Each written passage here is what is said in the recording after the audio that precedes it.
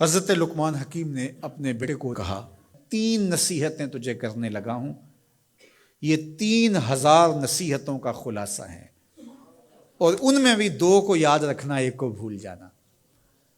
تو بیٹا ہمہ تنگوش ہو گیا، تو حضرت لقمان بولے جو نیکی کی ہے اس کو بھول جانا، جو نیکی کی ہے اس کو بھول جانا، اور موت کو اور اپنے رب کو یاد رکھنا۔ یہ میری ساری نصیحتوں کا خلاصہ ہے۔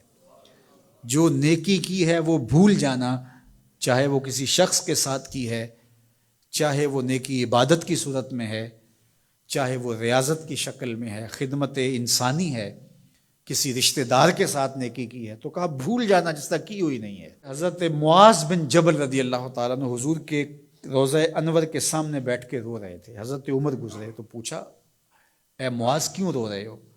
کہا صاحب مزار کا ایک فرمان یاد آیا جس نے رلا دیا۔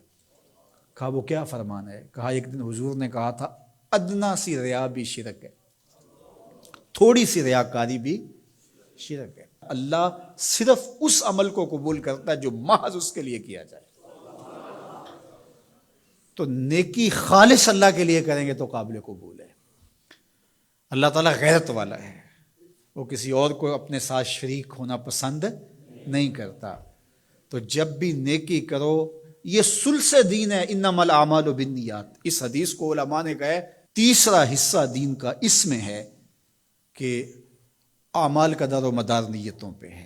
نیت کا خالص ہونا شرط ہے، ورنہ محنت بھی کی، سجدے بھی کیے، خیراتیں بھی کی، سب کچھ کیا، لیکن نامہ اعمال میں 0 کو ہوگا۔ کیتی کتری پئی کھو محمد تے سکہ بنیا زردہ۔ تو ریاء سے بچنے کی تلقین کی گئی۔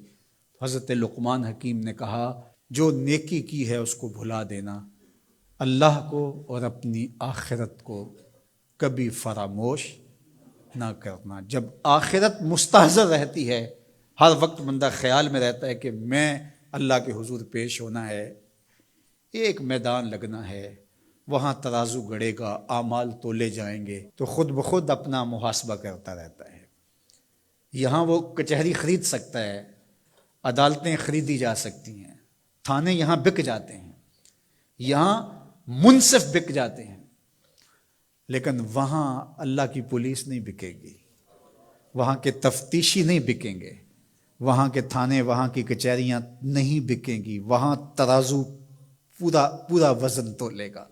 یوم تبلی السرائر فما لہ من قوت ولا ناصر۔ فرمایا جس دن راز کھول دیے جائیں گے، کوئی کسی کی مدد نہیں کر پائے گا، اور نہ کوئی طاقت سے اپنے عیب کھلنے سے روک سکے گا۔ تو جب مستحضر ہوگا کہ میں اللہ کے حضور پیش ہونا ہے، ایک کچہری لگنی ہے، ایک عدالت لگنی ہے۔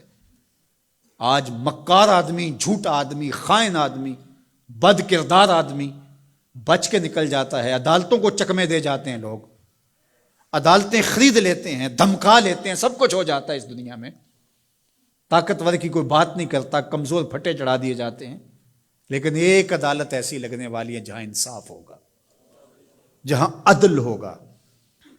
تو اس لیے کہا کبھی اس کو فراموش نہیں کرنا، اور دوسرا اپنے رب سے کبھی بھی غافل نہیں ہونا۔ اپنے رب سے جو غافل ہو جاتا ہے وہ زندگی کے مقصد کو کھو بیٹھتا ہے، اور اسی کو رومی کہتے ہیں دنیا ہے یہ چیز، دنیا از خدا غافل بدن۔